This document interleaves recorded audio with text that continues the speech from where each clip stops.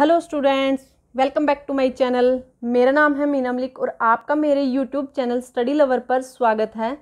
जैसे कि last class में हमने जो हमारी 2.2 एक्सरसाइज का जो सेकंड क्वेश्चन था वो कंप्लीट हो चुका था और हमने 2.2 एक्सरसाइज वहाँ से कंप्लीट कर ली थी। तो वहाँ पे हमने क्या क्या डिस्कस किया था, पहले हमने जो फर्स्ट क्वेश्चन है उसको बाय पार्ट डिस्कस किया, फिर उसका कंप्लीट एक वीडियो आई, उसके अंदर हमने सारे पार्ट्स को एक साथ डिस्कस किया, मीन्स रिवीजन वीडियो बोल सकते हो आप उसको। फिर हमने क्या किया, जो हमारा सेकंड पार्ट था उसको बाय पार्ट्स किया और सेकंड क्वेश्चन था जो उसको बाय पार्ट्स सोल्व किया, मीन्स पहले फर्स्ट पार्ट फिर सेकंड पार्ट। लेकिन जब हमारा वो कंप्लीट हो गया तो फिर हमने एक कंबाइन वीडियो डाली जिसके अंदर हमने दोबारा रिवाइज किया और वहाँ पे हमारे पास दो मेथड थे डिस्कस करने के लिए, लेकिन हमने जो कंबाइन वीडियो में रिवीजन के तौर पे लिया वो एक मेथड से लिया क्योंकि हमारे पास जो सिलेबस के अकॉर्डिंग है वो एक ही मेथड है जो हम जिसके अंदर हम डायरेक्ट अल्फ़ा प्लस बीटा और अल्फ़ा इंटू बीटा की जो वैल्यू है डायरेक्ट पुट कर सकते हैं। ठीक है, तो आई होप कि आपने मेरी वो वीडियोस देख ली होंगी और अगर आपने अभी तक मेरी वो वीडियोस नहीं देखी या नहीं सुनी तो आप जाकर आपको क्या करें मिलेगा, डिस्क्रिप्शन बॉक्स में लिंक मिलेगा पूरी प्लेलिस्ट का पॉलिनोमियल का, तो आप वहाँ से क्लिक करके और मेरी नई वीडियोज़ को भी विजिट करके देख सकते हो। तो चलिए अब हम क्या करते हैं, अब हम नेक्स्ट जो हमारी एक्सरसाइज है वो हम डिस्कस कर लेते हैं। तो जो हमारी 2.3 एक्सरसाइज है उससे रिलेटेड जो हमारा बेसिक इंट्रोडक्शन था वो हमने ले लिया था लास्ट क्लास में। तो उसके अंदर हमने क्या डिस्कस किया था कि जो हमारा एक क्यूबिक पोलिनोमियल लिया था कि हम क्वाड्रेटिक पोलिनोमियल के तो जो हमारे फैक्टर्स हैं उनको ईजिली कैलकुलेट कर सकते हैं। ठीक है, जैसे कि हमने जो हमारी 2.2 एक्सरसाइज का फर्स्ट क्वेश्चन था उसके अंदर हमने सभी फैक्टर्स कैलकुलेट किए थे। ठीक है, तो हम क्वाड्रेटिक इक्वेशन के केस में तो वो जो फैक्टर्स हैं वो कैलकुलेट कर सकते हैं, लेकिन जो क्यूबिक के केस में हमें प्रॉब्लम्स आती हैं तो उसको हम जो वो प्रॉब्लम है वो हमने सोल्व की थी डिवीज़न एल्गोरिथम से, कि अगर हम क्या करें पोलिनोमियल को डिवाइड कर दें किसी एक टर्म से या फिर जो भी गिवन उसके पार्ट दिया होता है तो हमें जो हमारी क्यूबिक पोलिनोमियल है वो क्या होती है हमारी क्वाड्रेटिक पोलिनोमियल में चेंज हो जाती है और फिर हम क्वाड्रेटिक पोलिनोमियल के इजीली फैक्टर बना सकते हैं वहाँ से। तो ऐसे ही हमने क्या किया था, एक क्वेश्चन सोल्व किया था जिसके अंदर हमने एक्स की क्यूब, ये क्वेश्चन था हमारा। अगर आपने वो वीडियो नहीं देखी तो वो आप जाके अभी देख सकते हो। तो ये था एक्स की cube minus 3x² minus x plus 3 और इसको हमने डिवाइड किया था हमारे x-1 से। तो ये आपका कोई क्वेश्चन नहीं था, कोई एग्जाम्पल नहीं था, ये आपके सिर्फ इंट्रोडक्शन में गिवन था तो हमने यहाँ पे सोल्व करवा दिया। लेकिन ये कोई गारंटी नहीं है कि आपके जो एग्ज़ाम है एग्ज़ाम के अंदर सिर्फ क्वेश्चन वही आएंगे जो आपके एक्सरसाइज में है या फिर एग्जाम्पल आएंगे, ये वाले भी आ सकते हैं जिनकी हेल्प से आपको इंट्रोडक्शन दी होती है। ठीक है, तो उनको तो टर्म्स को चेंज करने का मतलब होता है ना। ठीक है, तो आपको चाहे वो टर्म्स ईजी दें या फिर टफ दें तो आपको वो सोल्व करने आने चाहिए। ठीक है, तो अब यहाँ पे जो है हमारे पास जो नेक्स्ट आपका एग्जाम्पल है एग्जाम्पल 6, तो उसके अंदर हमें क्या दिया हुआ है, यहाँ पे एग्जाम्पल 6 दिया हुआ है हमें यहाँ पे, और एग्जाम्पल 6 के अंदर भी हमें एक ऐसी ही क्यूबिक इक्वेशन दी हुई है। नहीं, ये क्यूबिक नहीं है, ये क्वाड्रेटिक इक्वेशन है। इसके अंदर दिया हुआ है यहाँ पे divide 2x² plus 3x plus 1 by x plus 2। तो इससे हमें इसको डिवाइड करना है। तो देखिए अब हम इसको कैसे डिवाइड कर सकते हैं। तो पहले हम यहाँ पे क्या करेंगे, हम डिवाइड का जैसे हम डिवाइड कर रहे होते हैं वो साइन लगाएंगे और यहाँ पे हम रख देंगे हमारी जो 2x² प्लस 3x प्लस 1 जो हमारी क्वाड्रेटिक इक्वेशन है वो हमने यहाँ पे पुट कर दी। अब हम क्या करेंगे, यहाँ पे जो हमारी x प्लस 2 है उससे हमें डिवाइड करना है, तो अब हम इसको यहाँ पे रख देंगे। तो यहाँ पे इसको रखने के बाद यहाँ पे हमारे पास क्या आया, अब हमें यहाँ पे क्या करना है। अब हमने जो लास्ट क्वेश्चन देखा था उसके अंदर हमने देखा था कि क्या मेथड होता है कि जिसकी हेल्प से हम डिवीज़न एल्गोरिथम को सोल्व कर सकें।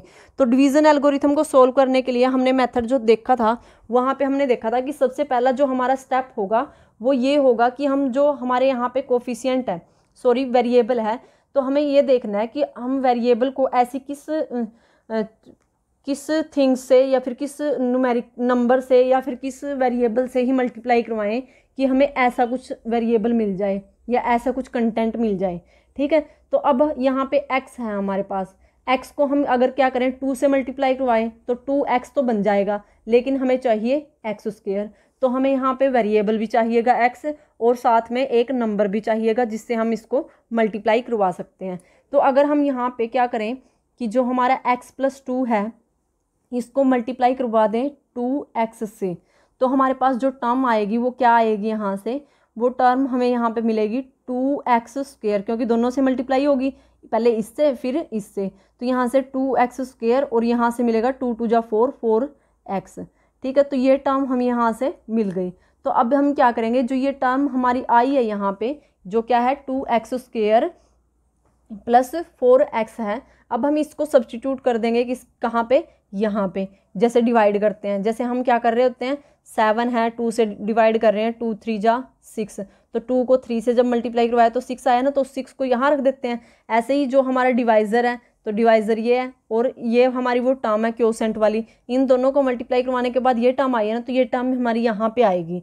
ठीक है, तो हमने यहाँ पे रख दिया 2x² प्लस 4x, और जो हमारी ये वाली टर्म आई, जैसे हमने 2 को 3 से मल्टीप्लाई करवाया ना, तो 3 को यहाँ पे रखा और 6 को यहाँ पे रखा, तो ऐसे ही हमने क्या किया, इसके साथ इसको मल्टीप्लाई करवाया तो ये यहाँ पे रख देंगे, और जो मल्टीप्लाई करवाने के बाद आया वो यहाँ पे रख दिया।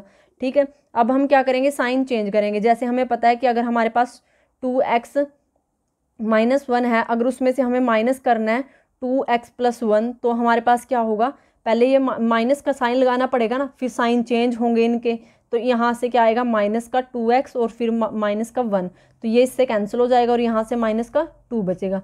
तो ऐसे ही हमें इनके भी साइन चेंज करने पड़ेंगे। तो यहाँ पे हमारे पास क्या बनेगा, यहाँ पे बनेगा जैसे हमारे पास है 2x² प्लस 3x प्लस 1।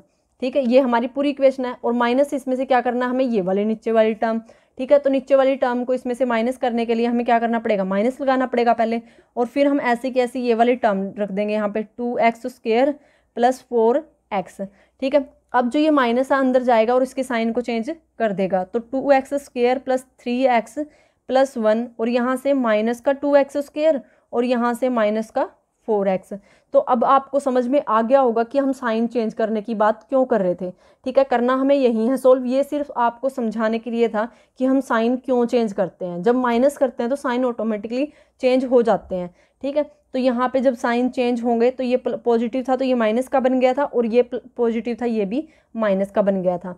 ठीक है, लेकिन इस केस में हमें साइन चेंज करने की ज़रूरत क्यों नहीं होती, क्योंकि यहाँ पे नंबर ही है और 7 में से 6 माइनस ही कर रहे हैं ना, तो इसका साइन भी चेंज तो किया है हमने, लेकिन ये अकेला ही था तो यहाँ पे ज़्यादा कुछ फ़र्क आना नहीं था, तो डायरेक्ट कर दिया हमने यहाँ पे। ठीक है, तो यहाँ पे भी हमने ऐसे कर दिया।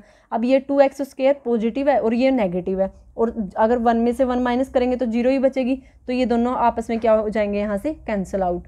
लेकिन यहाँ पे 3x - 4x है, तो 3x - 4x, बड़ा कौन सा 4x, 4x की क्या है नेगेटिव साइन, तो इसका मतलब यहाँ से तो पता लग गया हमें नेगेटिव का रिजल्ट आएगा। लेकिन 4 में से 3 माइनस गए तो 1 बचा ना। ठीक है, तो यहाँ से बचेगा हमारे पास 1x, या फिर जिसको हम लिख सकते हैं ओनली -x। ठीक है, तो आई होप कि आपको ये माइनस वगैरह करना आता हो। ठीक है, कि हम कैसे माइनस कर रहे हैं, कैसे मल्टीप्लाई कर रहे हैं, तो अगर आपको वो चीज़ आती होगी तभी आप ये क्वेश्चन अच्छे से सोल्व कर सकोगे।